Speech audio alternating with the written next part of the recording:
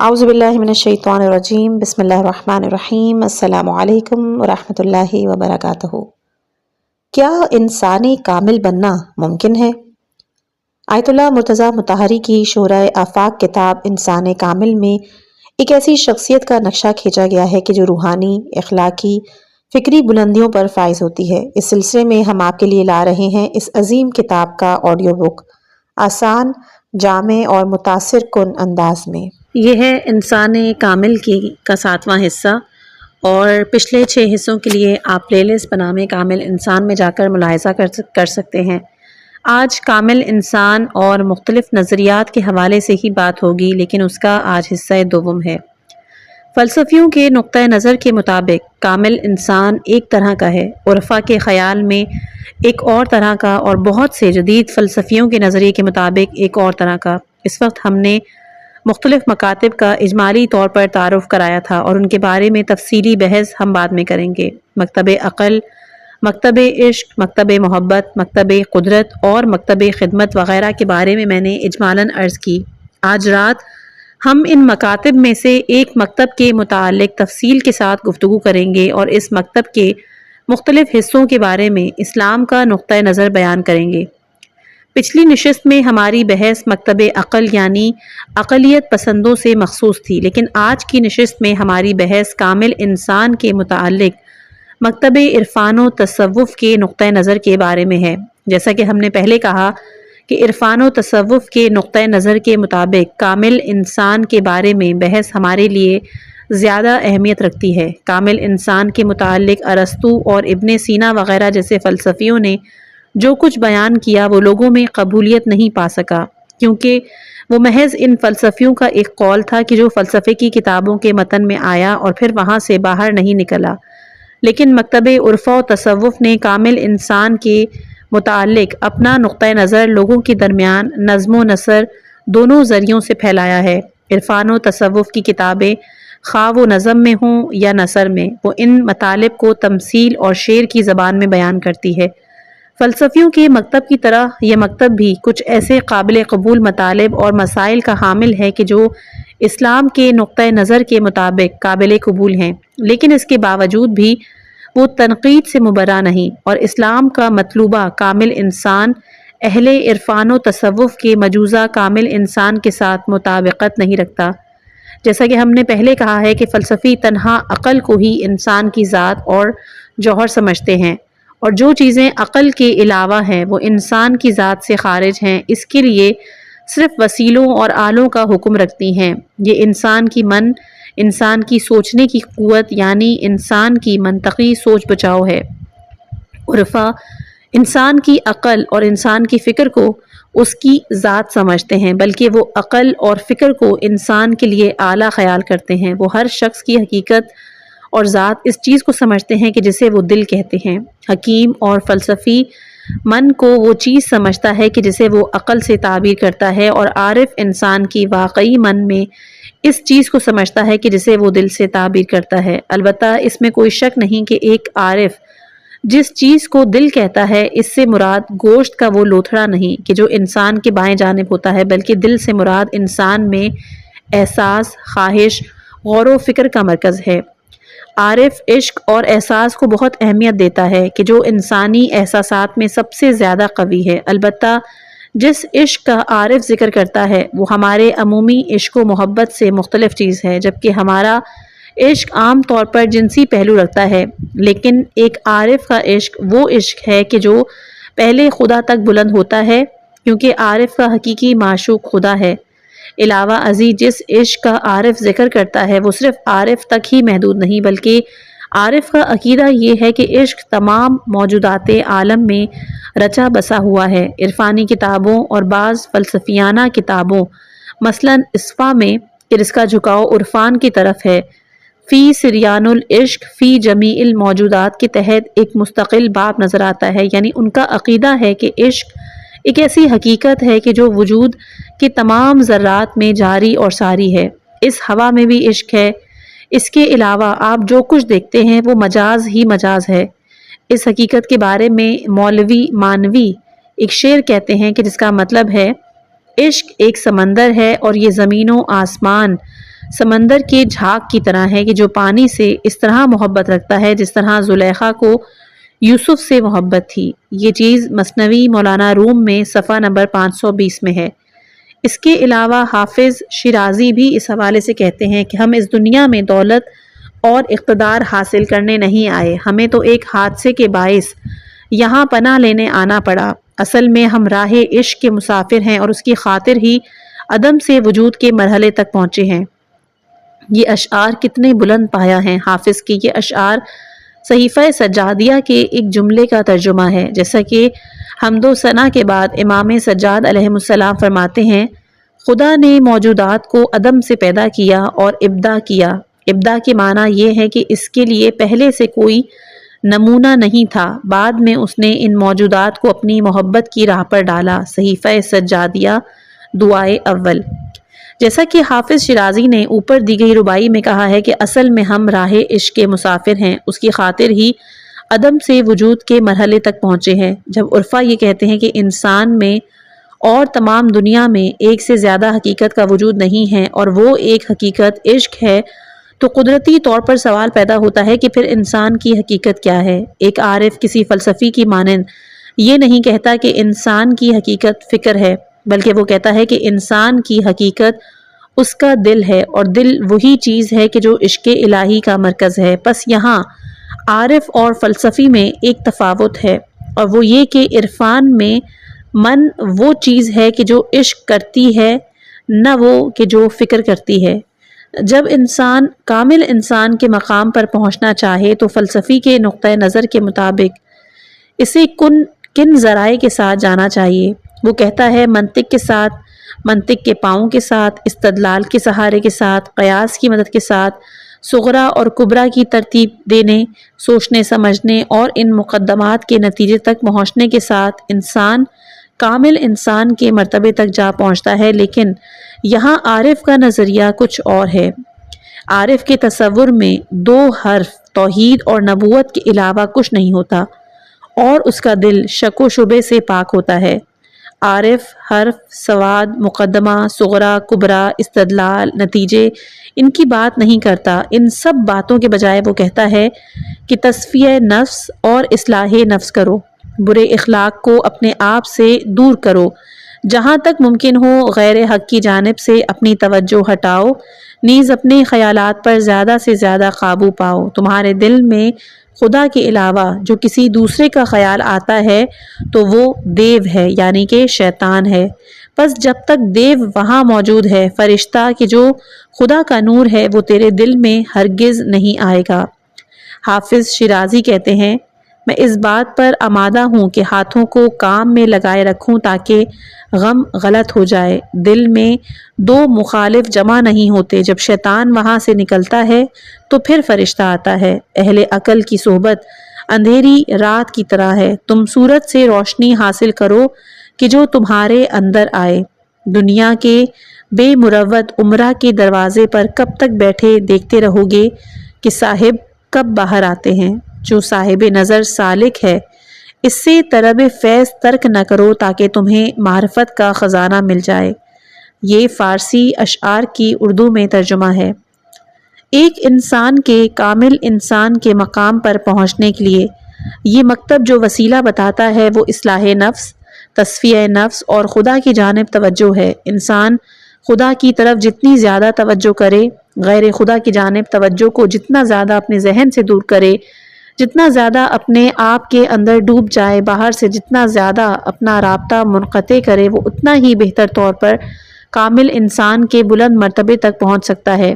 یہی وجہ ہے کہ عارف لوگ بحث اور استدلال کو کچھ اہمیت نہیں دیتے۔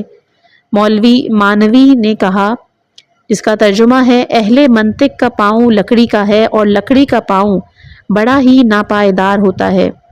مولانا روم کی مثنوی کا صفحہ نمبر 56 ہے۔ اسی طرح ایک اور مقام پر صفحہ نمبر 41 میں آپ نے یہ فرمایا کہ عقل و منطق کی بحث اگر موتی اور مونگے کی طرح چمک رہی ہو تو بھی روحانی بحث اس سے جدا چیز ہے۔ روح کی بحث کا مقام اور ہے اور اس کی ترکیب کسی اور جوہر سے ہوتی ہے۔ اس راستے کی انتہا کیا ہے؟ فلسفی کے راستے کی انتہا یہ تھی کہ اس نے کہا انسان ایک دنیا بن جائے لیکن وہ عقل اور فکر کی دنیا ہو۔ چنانچہ فلسفی نے کہا کہ انسان کے کمال کی انتہا یہ ہے کہ تمام دنیا کا نقش خواہ وہ مبہم ہی کیوں نہ ہو اس کے عقل کے آئینے میں پڑتا ہے، یعنی وہ دنیا کو اپنے اندر دیکھتا ہے۔ فلسفی کے راستے کی انتہا دانائی اور دنیا کو دیکھنا تھا۔ عارف کے راستے کی انتہا کیا ہے؟ عارف کا کام راستے کی انتہا تک پہنچنا ہے، نہ کہ دیکھنا۔ کہاں پہنچنا؟ حق تک، ذات حق تک پہنچنا۔ عرفا کا عقیدہ ہے کہ اگر انسان اپنے باطن کی صفائی کرے، عشق کی سواری کے ساتھ حرکت کرے، راستے کی منزلیں ایک کامل تر انسان کی زیر نگرانی طے کرے، تو اس راستے کی انتہا یہ ہے کہ اس کے اور خدا کے درمیان سے حجاب اٹھ جاتا ہے اور خود ان کی تعبیر کے مطابق وہ خدا تک پہنچ جاتا ہے۔ قرآن میں لقاء اللہ کا مسئلہ پیش کیا گیا ہے، لیکن عارف یہ نہیں کہتا کہ میں ایسے مقام پر پہنچ جاؤں کہ جہاں فکر کی ایک دنیا بن جاؤں اور وہ آئینہ بن جاؤں کہ ساری دنیا مجھ میں منعکس ہو۔ اس کے بجائے وہ کہتا ہے کہ میں جا رہا ہوں تاکہ دنیا کے مرکز تک پہنچ جاؤں۔ قرآن میں جو سورہ انشقاق آیت نمبر 6 میں ہے، اے انسان تو اپنے پروردگار کی حضوری کی کوشش کرتا ہے، پس تو اس کے سامنے حاضر ہوگا۔ جب تو ادھر کو چلے اور وہاں پہنچ جائے تو گویا تو نے ہر چیز کو پا لیا۔ اللہ کی بندگی ایک جوہر ہے جس کی انتہا آقائی یعنی قدرت و توانائی ہے۔ جب تو وہاں پہنچ گیا تو ہر چیز پا گیا، لیکن تو کوئی چیز لینا نہیں چاہتا۔ اب معمہ یہ ہے کہ تو ایک ایسے مقام پہ پہنچ جاتا ہے کہ جہاں ہر چیز تجھے دی جاتی ہے، لیکن تو اس ذات حق کے سوا کسی چیز کی جانب توجہ نہیں دیتا۔ ابو سعید ابو الخیر نے اس جگہ پہ کیا خوب فارسی کے اشعار کہے ہیں جس کا ترجمہ ہے، اے خدا جس شخص کو تیری معرفت حاصل ہو جائے اسے جان، مال اور عیال سے کیا سروکار۔ تو نے اسے اپنا دیوانہ کر لیا اور پھر اس کو دو جہاں پر اختیار دیتا ہے۔ تیرا دیوانہ بھلا دو جہاں کو کیا کرے گا؟ ایک وقت ہوتا ہے جب تو اسے دو جہاں دیتا ہے لیکن وہ ان کو نہیں چاہتا۔ جس دن تک وہ تجھے نہیں پہچانتا وہ ہر چیز کو چاہتا ہے، لیکن اس وقت تو اسے نہیں دیتا، مگر جب وہ تجھے پہچان لیتا ہے تو اسے ہر چیز دیتا ہے۔ تو اس وقت تو کسی چیز کی پرواہ نہیں کرتا جس نے تجھے پہچان لیا۔ اگر تو نے اسے تمام چیزیں بھی بخش دی تو وہ کسی چیز کی جانب توجہ نہیں دیتا، کیونکہ تو دنیا اور آخرت سے بلند تر ہے۔ یہاں اگر ہم چاہیں کہ اس موضوع پر اسلام کا نظریہ بیان کریں کہ آیا یہ چیزیں اسلامی معیارات سے مطابقت رکھتی ہیں یا نہیں، تو اس کے لیے وقت نہیں، لیکن ہمیں یہ ضرور معلوم ہو گیا ہے کہ عرفا کا مطلوبہ کامل انسان کیسا ہے۔ وہ ایسا انسان ہے کہ جو خدا تک پہنچتا ہے، اور جب وہ خدا تک پہنچ جاتا ہے تو خدا کے تمام اسماء اور صفات کا کامل مظہر بن جاتا ہے، اور اصطلاح میں وہ ایک ایسا آئینہ بن جاتا ہے کہ جس میں ذات حق ظہور کرتی اور جلوہ دکھاتی ہے۔ جیسے ہم نے مکتب فلسفہ کے بیان میں کہا ہے کہ وہ شخص کی جسے فلسفی کامل انسان سمجھتے ہیں، اسلام کے نقطہ نگاہ کے مطابق نیم کامل ہے، کامل انسان نہیں۔ یہاں ہم اس بارے میں بحث کرنا چاہتے ہیں کہ آیا اسلام میں تہذیب نفس، تزکیہ نفس کے نام سے کوئی مسئلہ پیش کیا گیا ہے یا نہیں؟ ہاں، اس میں کوئی شک نہیں، کیونکہ یہ قرآن کے متن میں بھی ہے۔ سورہ شمس آیت نمبر 9 اور 10 میں ہے کہ جس نے اپنے نفس کو گناہ سے پاک رکھا وہ کامیاب ہوا، اور جس نے اسے گناہ سے دبا دیا وہ نامراد رہا۔ اس کے بعد قرآن یہ کے بعد دیگرے 11 قسمیں کھاتا ہے اور پھر فرماتا ہے کہ نجات ان لوگوں کا حصہ ہے جنہوں نے تزکیہ نفس کیا، اور بدبخت وہ لوگ ہیں کہ جنہوں نے اپنے نفس اور باطن کو فاسد اور تباہ کر دیا۔ آیا اسلام میں تزکیہ نفس معرفت حق کی جانب ایک راستہ ہے، یا معرفت کا راستہ فقط دلیل، برہان اور استدلال ہے کہ جو حکمہ اور فلسفیوں کا راستہ ہے؟ بلا شبہ اس حد تک تزکیہ نفس کے راستے کو اسلام کی تائید حاصل ہے۔ رسول اکرم صلی اللہ علیہ وآلہ وسلم کا ایک ارشاد ہے جسے شیعہ اور سنی دونوں نے روایت کی، اور وہ مسلمات میں سے ہے کہ آپ نے فرمایا جو شخص 40 شب و روز خالص اللہ کی یاد میں رہے، یعنی کہ جو شخص 40 دن اور رات تک اپنے آپ کو خدا کے لیے خالص کر سکے، یعنی 40 دن رات تک خدا کی رضا کے علاوہ کوئی اور خواہش اس کے وجود پر حاکم نہ ہو، چنانچہ وہ خدا کے لیے بولے، خدا کے لیے خاموش رہے، خدا کے لیے دیکھے، خدا کے لیے آنکھیں بند کر لے، خدا کے لیے غذا کھائے، خدا کے لیے غذا چھوڑے، خدا کے لیے سوئے اور خدا کے لیے جاگے، یعنی اپنا لائے عمل اس طرح ترتیب دے کہ سوائے خدا کے کسی دوسری چیز کے لیے قطعاً کوئی کام نہ کرے، اور 40 دن رات تک ہوا اور ہوس کو ترک کر دے، تو وہ ابراہیم خلیل اللہ کی طرح ہو جاتا ہے، جن کے بارے میں قرآن سورہ انعام آیت نمبر 162 میں کہتا ہے، میری نماز، میری عبادت، میرا جینا، میرا مرنا سراسر اللہ کے لیے ہے۔ رسول اکرم صلی اللہ علیہ وآلہ وسلم نے فرمایا، اگر کوئی شخص اس بات میں کامیاب ہو جائے کہ 40 دن رات تک ہوا اور ہوس کو مکمل طور پر رخصت کر دے، ان 40 دن رات میں کوئی حرکت نہ کرے بجز اس کے کہ وہ خدا کے لیے ہو، کوئی کام نہ کرے بجز اس کے کہ وہ خدا کے لیے ہو، اس کی زندگی خدا کے سوا کسی اور کے لیے نہ ہو، تو 40 دن رات کے بعد معرفت اور حکمت کے چشمے اس کے اندر سے ابلتے اور اس کی زبان پر جاری ہو جاتے ہیں۔ پس معلوم ہوتا ہے کہ اسلام بھی اس علم کو قبول کرتا ہے جسے علم افاضی کہتے ہیں، یعنی وہ علم کہ جو انسان کے باطن سے ابھرتا ہے، جبکہ اس سلسلے میں وہ عقلی علم کو قبول کرتا ہے کیونکہ خود اس کی دعوت دیتا ہے، جیسا کہ سورہ کہف آیت نمبر 65 میں حضرت موسیٰ علیہ السلام سے بیان ہے کہ ہم نے اس کو اپنی بارگاہ سے بحرہ ولایت دیا اور اس نے اپنی طرف کچھ علم عنایت کیا، ہمارا ایک بندہ ہے، تم جاؤ اس سے علم حاصل کرو، یعنی ہم نے اس بندے کو اپنے پاس سے علم عطا کیا، یعنی اس نے کسی بشر سے علم نہیں سیکھا بلکہ ہم نے علم کو اس کے اندر اور باطن سے ابھارا ہے۔ چنانچہ اسلامی مباحثت میں علم لدنی کا کلمہ بھی اسی آیہ شریفہ سے لیا گیا ہے۔ حافظ شیرازی اپنے مرموز زبان میں اس حدیث کے معنی بیان کرتے ہیں کہ جس کا اردو ترجمہ ہے، میں نے سنا کہ ایک راہگیر اپنے ساتھی سے کہہ رہا تھا، اے صوفی، شراب صاف اور تیز ہوتی ہے جبکہ وہ 40 روز تک صراحی میں پڑی رہے۔ رسول اکرم صلی اللہ علیہ وآلہ وسلم نے فرمایا کہ اگر شیاطین بنی آدم کے دلوں کے ارد گرد حرکت نہ کرتے اور ان میں غبار اور تاریکی پیدا نہ کرتے تو یہ بنی آدم اپنے دل کی آنکھ کے ساتھ عالم ملکوت کا مشاہدہ کر سکتے تھے۔ آن حضرت صلی اللہ علیہ وآلہ وسلم نے یہ بھی فرمایا، اگر تمہارے دل خواہشوں میں نہ کھوئے ہوتے یا تم لمبی چوڑی باتیں نہ کیا کرتے تو جو میں سنتا ہوں تم بھی سنتے۔ اسی مضمون کی ایک اور روایت بھی ہے معراج السعادہ کی کہ اگر تم لمبی چوڑی باتیں نہ کیا کرتے، تمہارے دلوں میں خیالی چبھن نہ ہوتی تو تم وہ دیکھتے جو میں دیکھتا ہوں، وہ سنتے جو میں سنتا ہوں، یعنی کہ اگر تم زیادہ بولنے والے نہ ہوتے کہ یہ زبان انسان کو بہت نقصان پہنچاتی ہے، نیز اگر تمہارے دل کی حالت ایک باغی جیسی نہ ہوتی کہ جس میں ہر حیوان چرتا ہے، تو جو کچھ میں دیکھتا ہوں تم بھی دیکھ سکتے اور جو میں سنتا ہوں تم بھی سن سکتے تھے۔ یعنی ان اسرار و رموز کو دیکھنے یا سننے کے لیے انسان کا پیغمبر ہونا ضروری نہیں، بلکہ بعض اوقات وہ شخص بھی سن سکتا ہے کہ جو پیغمبر نہ ہو، جیسا کہ حضرت مریم سنا کرتی تھیں۔ امام علی علیہ السلام 10 سال کے تھے جب وہ رسول اللہ صلی اللہ علیہ وآلہ وسلم کی خدمت میں آئے۔ وہ معبد میں بھی آن حضرت کی ہمراہ تھے اور کوہ رحرا میں بھی ان کے ہمراہ تھے۔ جب رسول اکرم صلی اللہ علیہ وآلہ وسلم پر پہلی وحی نازل ہوئی تو آپ کی دنیا بدل گئی تھی۔ اس وقت آپ غیب اور ملکوت سے جو آوازیں سن رہے تھے وہ علی علیہ السلام بھی سن رہے تھے، جیسا کہ آپ خود نہج البلاغہ کے خطبہ نمبر 19 صفحہ 534 میں فرماتے ہیں کہ جب آپ پر پہل وحی نازل ہوئی تو میں نے شیطان کی ایک چیخ سنی، جس پر میں نے پوچھا کہ یا رسول اللہ یہ آواز کیسی؟ آپ نے کہا یہ شیطان ہے جو اپنے پوجے جانے سے مایوس ہو گیا ہے۔ اے علی، جو میں سنتا ہوں تم بھی سنتے ہو، جو میں دیکھتا ہوں تم بھی دیکھتے ہو، فرق اتنا ہے کہ تم نبی نہیں ہو بلکہ میرے وزیر اور جانشین ہو اور تم یقیناً بھلائی کے راستے پر ہو۔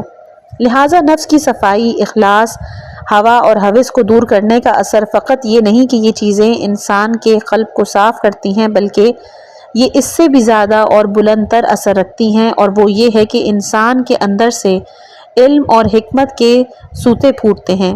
ایک حدیث میں ہے کہ ایک دن اصحاب نے رسول اکرم صلی اللہ علیہ وآلہ وسلم سے عرض کی، یا رسول اللہ، ہم ڈرتے ہیں کہ کہیں ہم میں نفاق کی کوئی بات تو نہیں؟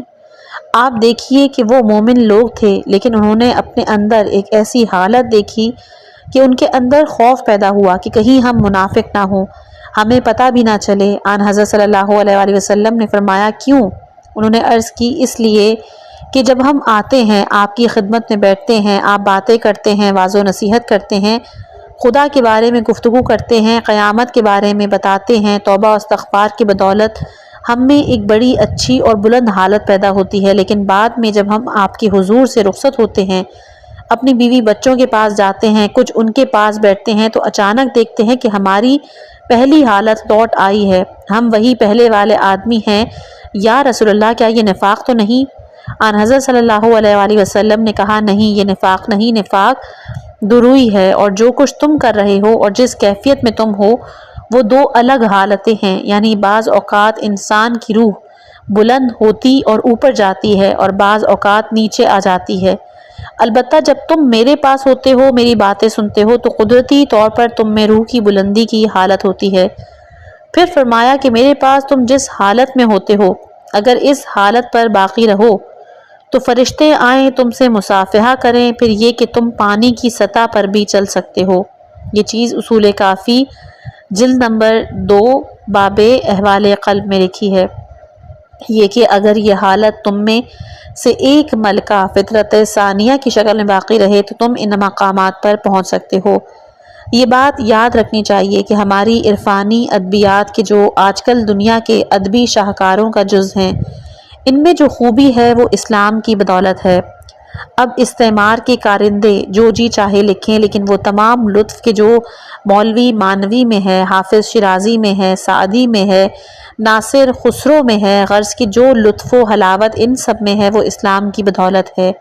جیسا کہ حافظ نے تصریح کی کہ میرے پاس جو کچھ ہے قرآن کی بدولت ہے، سعدی شیرازی نے اس صاف باطنی اور غیبی چیزوں کو دیکھنے سننے کی قوت کو ایک اور شکل میں حضرت یعقوب علیہ السلام کی زبانی اس مطلب کو فارسی اشعار میں پیش کیا، جس کا ترجمہ ہے حضرت یعقوب کے جن کے بیٹے حضرت یوسف گم ہو چکے تھے۔ ایک شخص نے ان سے سوال کیا، اے روشن ضمیر بزرگ، آپ نے اپنے بیٹے کی خوشبو مصر سے محسوس کر لی، لیکن اس کی کیا وجہ ہے کہ اپنے شہر کنعان کے کنویں میں اس کو نہ دیکھ پائے؟ یہ حضرت یعقوب اور حضرت یوسف کی داستان ہے۔ جب مصر میں حضرت یوسف علیہ السلام نے اپنے بھائیوں سے اپنا تعارف کرایا، اپنی قمیض انہیں دی اور کہا کہ یہ لے جاؤ، وہ ابھی کنعان پہنچے نہیں تھے کہ حضرت یعقوب علیہ السلام نے کہا، جو کہ قرآن میں بھی سورہ یوسف آیت نمبر 94 میں ہے کہ یعنی اگر تم مجھے سٹھیایا ہوا نہ سمجھو تو میں یوسف کی خوشبو سونگھ رہا ہوں۔ خوب، آپ نے ان کی قمیض کی خوشبو مصر سے تو سونگھ لی، لیکن کنعان کے کنویں سے ان کی خوشبو محسوس نہ کی کہ جہاں آپ خود رہ رہے تھے۔ یہ کیا ہوا؟ یہ کیوں کر ہوا؟ آپ نے انہی کنعان کے کنویں ہی میں کیوں نہ دیکھ لیا؟ آگے شعر میں ہی ان کے جواب ہے کہ جو اردو میں بتاؤں گی کہ حضرت یعقوب علیہ السلام نے جواب دیا کہ ہماری حالت کو بجلی کی مانند ہے کہ جو لہجہ بھر کے لیے کونتی ہے اور دوسرے لہجے مند ہو جاتی ہے۔ صبح دل لیلا کے گھر سے جو بجلی چمکی، اس نے دکھیارے مجنوں کے دل و جان پر کچھ اور ہی اثر ڈالا۔ یعنی معنویات میں برق کی یہ تعبیر امیر المومنین کے لیے بھی ہے کہ جیسے سعدی شیرازی کے سابق و ذکر شعر میں کہا گیا کہ ہماری حالت کونتی ہوئی بجلی کی مانند ہے، وہ ایک لہجے کے لیے کونتی ہے، دوسری لہجے میں مند ہو جاتی ہے۔ یہاں تک تو اس سوال کا ذکر تھا کہ جو حضرت یعقوب علیہ السلام سے کیا گیا اور وہ جواب کہ جو انہوں نے دیا۔ اس کے بعد سعدی کیا کہتے ہیں؟ وہ کہتے ہیں کہ اس وقت درویش کی جو حالت ہوتی ہے اگر وہ باقی رہے تو وہ دونوں جہانوں سے بھی اوپر چلا جاتا ہے۔ یہاں رسول اکرم صلی اللہ علیہ وآلہ وسلم نے فرمایا میرے قرب میں تمہاری جو حالت ہوتی ہے اگر تم اس پر باقی رہو تو فرشتے آئیں تم سے مصافحہ کریں، پھر یہ کہ تم پانی کی سطح پہ بھی چل سکو۔ اب ہم ان باتوں کی تائید کے لیے نہج البلاغہ کا ذکر کرتے ہیں۔ ہمارے نوجوان جب نہج البلاغہ میں سے کوئی بات سنتے ہیں تو وہ ان کے دلوں کو زیادہ لگتی ہے، وہ ایک خاص لذت محسوس کرتے ہیں۔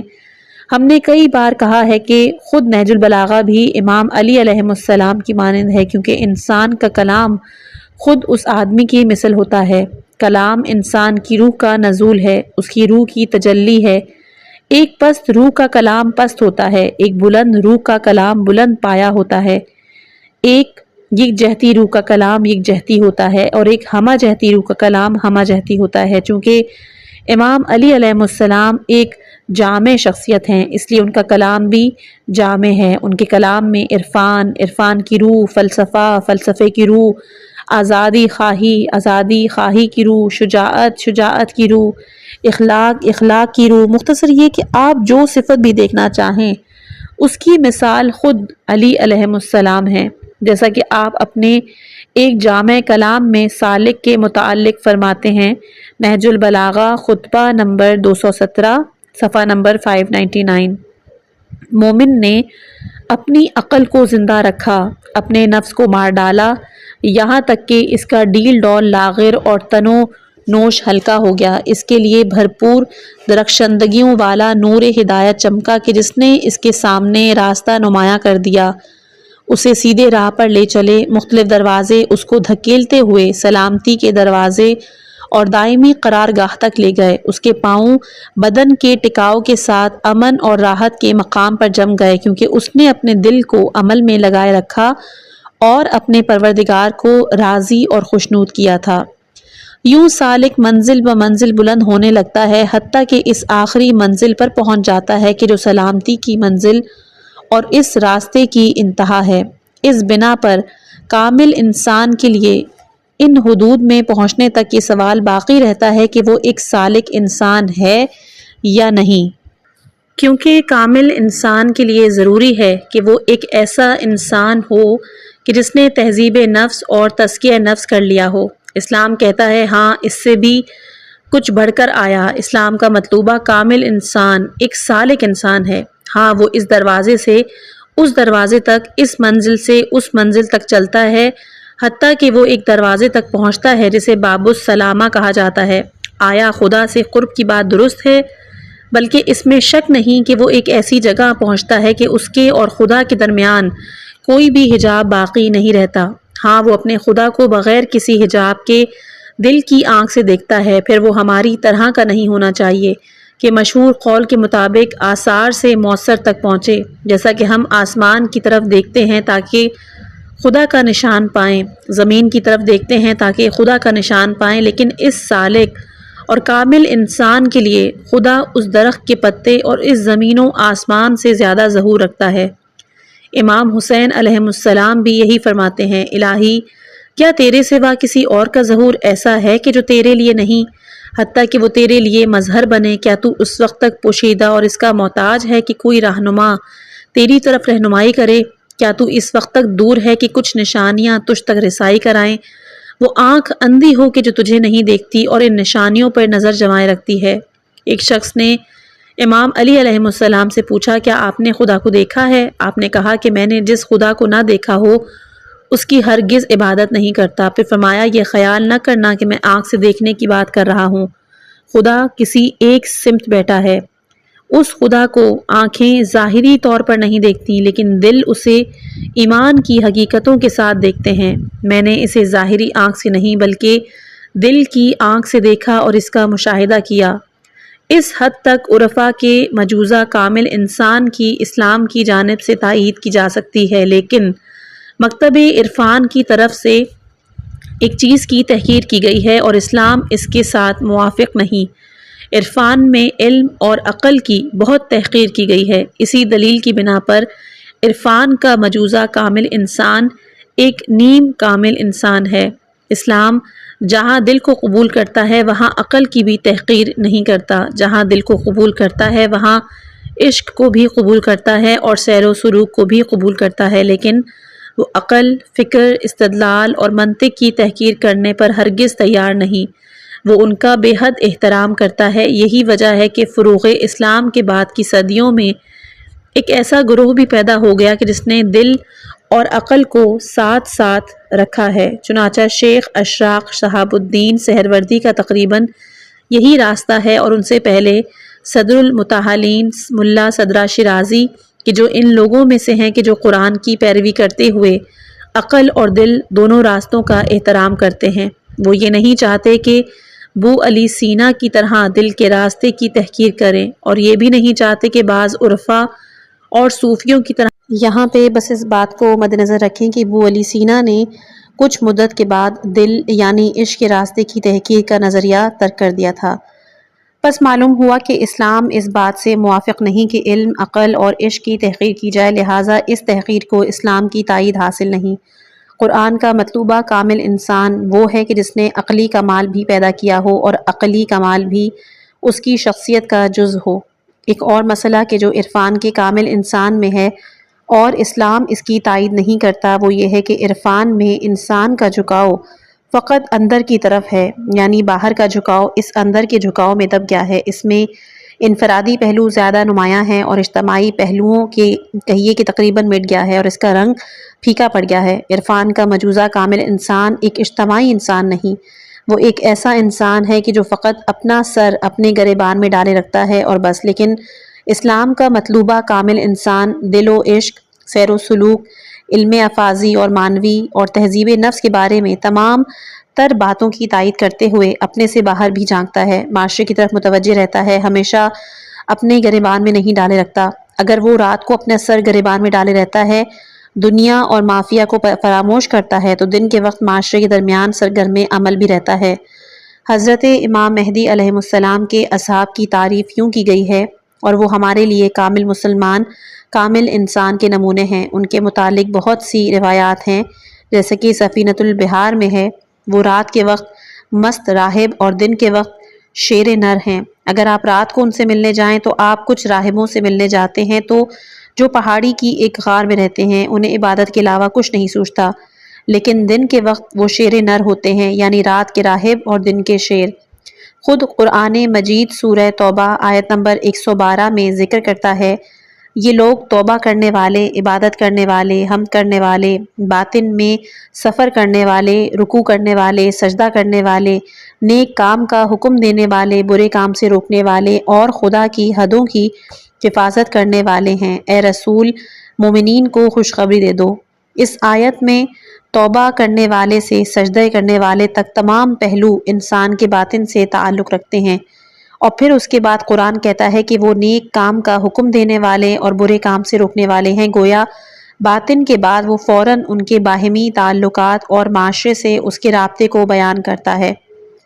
ایک اور آیت میں فرماتا ہے قرآن سورہ فتح آیت نمبر 29، محمد صلی اللہ علیہ وآلہ وسلم خدا کے رسول ہیں اور جو لوگ ان کے ساتھ ہیں کافروں پر بڑے سخت اور آپس میں بڑے رحم دل ہیں۔ تو ان کو دیکھے گا کہ رکوع اور سجود میں جھکے خدا کے فضل اور اس کی خوشنودی کے خاص کار ہیں، ان کی پیشانیوں پر کثرت سجود سے گھٹے پڑے ہوئے ہیں۔ ان کی یہی اوصاف توریت میں اور یہی حالات انجیل میں بھی ہیں۔ وہ گویا کھیتی ہیں جس نے پہلے زمین سے سوئی نکالی، پھر اس کو مضبوط کیا تو وہ موٹی ہوئی، تب وہ اپنی جڑ پر سیدھی کھڑے ہو گئے اور اپنی تازگی سے کسانوں کو خوش کرنے لگی، تاکہ ان کی ترقی سے کافروں کو جلائے۔ جو لوگ ایمان لائے اور اچھے کام کرتے رہے، خدا نے ان سے بخشش اور اجر عظیم کا وعدہ کیا ہے۔ رسول اکرم صلی اللہ علیہ وآلہ وسلم اور آپ کے ساتھی ان لوگوں کے مقابلے میں کہ جو حق اور حقیقت پر پردہ ڈالتے ہیں، وہ لوگ کہ جو حق اور حقیقت کے ساتھ دشمنی رکھتے ہیں، ان کے خلاف ثابت قدمی اور قوت کے ساتھ ڈٹ جاتے ہیں، اور اہل ایمان کے لیے مکمل طور پر محبت، مہربانی، خیر اور رحمت ہیں۔ یہ معاشرے کی جانب ان کے جھکاؤ کا پہلو ہے، اور پھر اس معاشرے کی جانب جھکنے والوں کو آپ رکوع کی حالت میں اور سجود کی حالت میں دیکھتے ہیں، جبکہ وہ اپنے خدا سے فراغی مانگ رہے ہوتے ہیں۔